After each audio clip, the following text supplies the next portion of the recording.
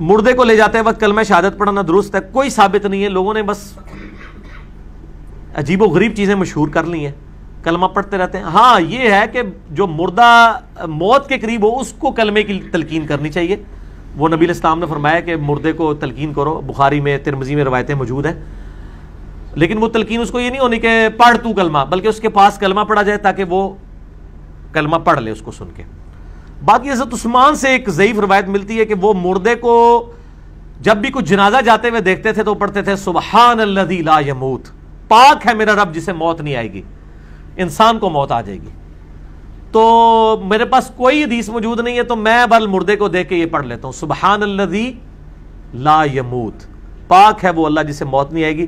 روایت کمزور ہے لیکن یہ تو کوئی روایت نہیں ہے جو یہ پڑھتے ہیں، وہ بھی میں ترغیب نہیں دلا رہا، میں اپنی بات کر رہا ہوں اجتہاداً۔ اجتہاد جب جائز ہے تو ضعیف روایت بھی اس جگہ پہ عمل کرنا جہاں کوئی صحیح روایت موجود نہ ہو بھی اجتہاد کے زمرے میں ہی آ جاتی ہے۔ بڑا ٹیکنیکل پوائنٹ میں نے بیان کر دیا۔ عوام الناس میں یہ عام ہے کہ مرحوم کے اہل خانہ کے ہاں دعا کی جاتی ہے، ایک آدمی دعا سے فارغ ہوتا ہے تو دوسرا یہ تو تماشا بنا ہوا ہے، آنے وقت بھی چکو جی ہاتھ، حالانکہ وہ دعا نہیں کر رہے ہوتے، وہ اپنا ٹائم گزرنے کا انتظار کر رہے ہوتے ہیں۔ ایک بار دعا کر لی کافی ہے۔ بخاری میں حدیث ہے، نبی علیہ السلام نے بھی میت کے لیے ہاتھ اٹھا کے دعا کی ہے، قبر پہ جا کے دعا کریں۔ ابو داؤد میں حدیث ہے مردے کو دفناؤ تو قبر کے سوالوں کی استقامت کے لیے دعا کرو، بالکل کریں، قبر پہ دعا جا کے کریں۔ اور تعزیت کے لیے بھی اگر آپ گئے ہیں تو ہاتھ اٹھا کے دعا کر سکتے ہیں۔ فاتحہ نہ پڑھو، کہتے ہیں نا فاتحہ پڑھو، دعا مغفرت وہی کریں، اللہم اغفر لحینا و میتنا۔